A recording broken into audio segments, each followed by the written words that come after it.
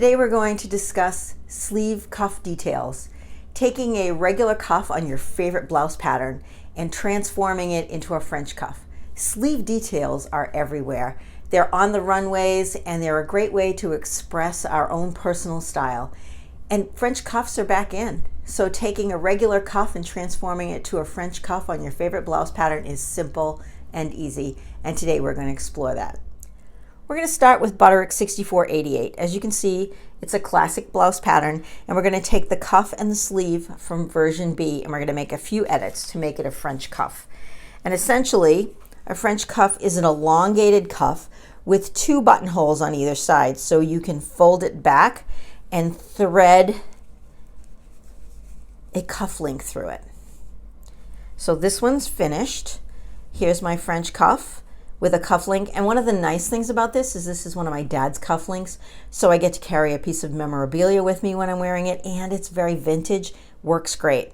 And this fabric is a dream to work with. This is a poly crepe. The pattern is beautiful, it doesn't wrinkle, and it makes a gorgeous blouse. So let's explore how we're going to make this French cuff. The first thing I use is dressmaker paper and my cuff pattern piece. And what I did was I increased the length of the cuff pattern piece by 2.5 inches. So this is the length of the pattern that goes on the sleeve up here. So I just made it longer, and I'm going to do, instead of one set of buttonholes, I'm going to do 2 sets of buttonholes on either side so I can mark those out.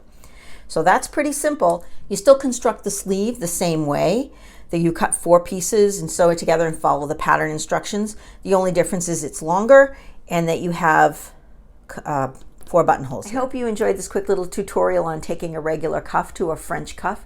It's a really nice detail to add to a blouse, and it doesn't take that long to make the transition, and it takes your tried and true favorite pattern and kind of zhuzhes it up a little, right, and gives it a different look.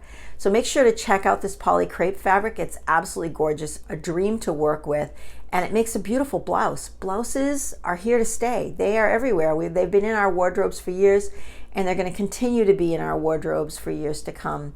So having a favorite blouse pattern and being able to make a few little changes to it to make it different so it's not the same all the time is really key.